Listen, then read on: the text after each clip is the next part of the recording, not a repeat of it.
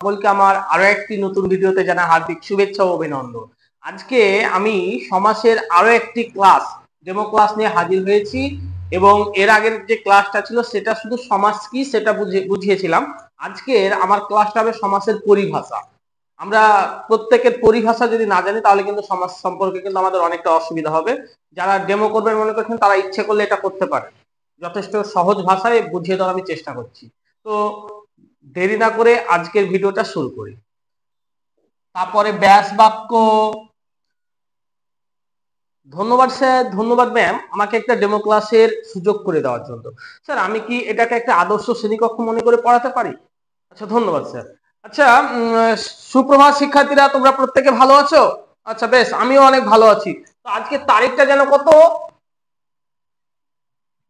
তারিখ হচ্ছে 10/10/2025, তাই না?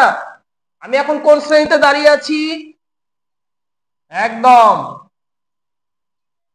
দশম শ্রেণী।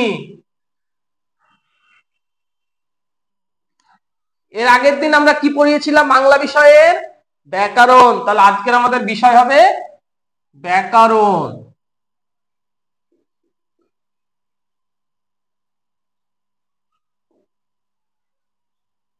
আচ্ছা তোমরা বলো তো এর আগের দিন আমরা সব ব্যাকরণের কি, আচ্ছা তোমরা বলো তো এর আগের দিন আমরা ব্যাকরণের কি পড়িয়েছিলাম, মনে পড়ছে?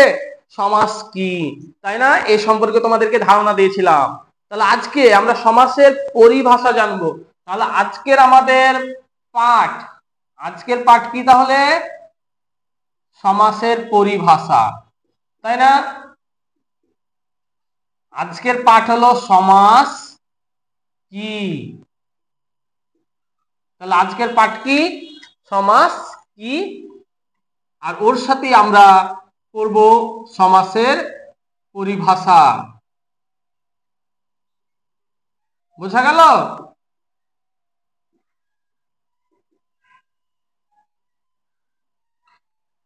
আমরা এর আগের দিন এর অর্থ নিয়ে আলোচনা করেছিলাম, তাই আমি সে বিষয়টা যাচ্ছি না, তবে আমি তোমাদের মুখে মুখে ধরছি। বলো তো সমাস শব্দের আবিধানিক অর্থ কি ছিল? কে বলতে পারবে? হ্যাঁ দীপু তুমি বলো। সংক্ষেপ, ভেরি গুড, খুব সুন্দর বলেছো। আচ্ছা মোশাররফ তুমি বলো, আর কি হতে পারে সমাস শব্দের অর্থ? হ্যাঁ মিলন। আচ্ছা আকাশ তুমি বলো সমাস শব্দের অর্থ আর কি হতে পারে? একপদীকরণ। তাহলে তোমাদের সেই বিষয়গুলো মনে আছে তো? কারণ ওগুলো ভুলে গেলে আজকের ক্লাসটা কিন্তু বৃথা হয়ে যাবে, তাই সেই বিষয়গুলো লাগবে। চলো আমরা একটু দেখে নিই একটা উদাহরণের সাহায্যে। নাতি সম্পর্কিত জামাই।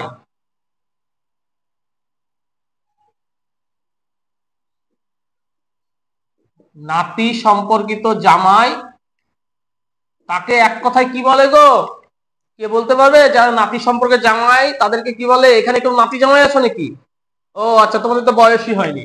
আচ্ছা নাতি সম্পর্কিত জামাই তাকে এক কথায় বলে নাতি জামাই বা নাত জামাই, তাই না? আচ্ছা একটা বাচ্চা যখন জন্ম নেয় সেই বাচ্চাটা কি এই দুনিয়া সম্পর্কে কিছু জানে? নিশ্চয় না। আমরা যখন সমাজ শুরু করেছিলাম তখন আমরাও সমাজের কিছু জানতাম না, তাই না? কিন্তু আস্তে আস্তে আস্তে আস্তে একটা শিশু যেমন এটা হাত, এটা মাথা, এটা চোখ, এটা নাক, এটা মুখ, এটা নিচে পা, এই যে ব্যাপারগুলো একটা শিশু যেমন ধীরে ধীরে আয়ত্ত করে এবং বড় হয়ে বুঝতে পারে, ঠিক আমরাও সেইভাবে সমাসের পরিভাষা জানবো। তাহলে সমাসের পরিভাষা কোনগুলো জানো? পরিভাষা হচ্ছে সমস্ত পদ, পূর্বপদ, পরপদ, সবস্যমান পদ। তাহলে আমরা এখন এই জায়গাগুলোকে চিনবো, সমাসের কোন জায়গাকে কি নামে বলা হয়, তাই না? তো দেখো তো এখানে নাতি একটা পদ, সম্পর্কিত একটা পদ, জামাই একটা পদ, এখানে তিনটে পদ আছে, আছে তো? আর এখানে দেখো নাত জামাই, এটা একটা পদ। দেখো এই সমস্ত পদগুলো এর মধ্যে আছে। দেখো নাতি সম্পর্কিত জামাই মানে তো নাত জামাই, মানে এক কথাই এখানে। তার মানে এইটাকে আমরা বলবো সমস্ত পদ। পদ বললাম কারণ এই পদগুলো সব এর মধ্যে আছে, সমস্ত পদ এখানে লুকিয়ে আছে, তাই আমরা এটাকে বলবো সমস্ত পদ। তো চলো এবার আমরা দেখে নিই ব্যাস বাক্য কোনটাকে বলে। এই নাতি থেকে জামাই পর্যন্ত এই পুরো বাক্যটাকে আমরা ব্যাস বাক্য বলবো, আমরা ব্যাস বাক্য বলি। আচ্ছা, ব্যাস বাক্যের অপর নাম অনেক সময় কি বলা হয় জানো? জানো না? আচ্ছা বেশ, আমি বলছি। ব্যাস বাক্যের অপর নাম বিগ্রহ বাক্য। বোঝা গেল? আর এই যে ব্যাস, এই ব্যাস, ব্যাস কথার অর্থ, ব্যাস মানে কি? তোমরা তো জ্যামিতি করেছো, ব্যাস মানে কি? একদম বিস্তার। দেখো তো কেন এটাকে বিস্তার বললো। দেখো এখানে ছিল একটা ছোট্ট করে একটা পদ, এই পদটাকে বিস্তারিত ভাবে এখানে বলা হয়েছে। তার মানে নাতি থেকে শুরু করে জামাই পর্যন্ত টোটালটা বিস্তারিত একটা বাক্য, তাই এটার নাম হচ্ছে ব্যাস বাক্য। আর ব্যাস বাক্যের অপর নাম কি বললাম? বিগ্রহ বাক্য। বোঝা গেল? আর কারো সমস্যা আছে এই জায়গায়? মেয়েদের মধ্যে কোনো সাড়া পাচ্ছি না, বুঝতে পারছো তো? আচ্ছা বেশ, এবার দেখো আমরা পূর্বপদ কোনটাকে বলে আর পরপদ কোনটাকে বলে। খুব সিম্পল, পূর্বপদ মানে কি? প্রথম। পরপদ মানে পরেরটা। তাহলে আমরা এখান থেকেও করতে পারি, আবার এই যে নাত, এই যে জামাই, এখান থেকেও করতে পারি। তাহলে এইটাকে বলবো পূর্বপদ, কারণ পূর্বে আছে। এটাকে বলবো পরপদ, কারণ পরে আছে, তাই না? আবার এই পরপদকে অনেক সময় উত্তর পদ বলা হয়, এটাও কিন্তু মাথায় রাখবে, ঠিক আছে? ভুলে গেলে চলবে না। তাহলে তোমাদের মনে একটা প্রশ্ন জাগছে না, তাহলে এটা কিসের? হ্যাঁ, এটাও বলবো, এটা হচ্ছে মধ্যপদ। আচ্ছা, তাহলে সমসমান পদ কোনগুলো?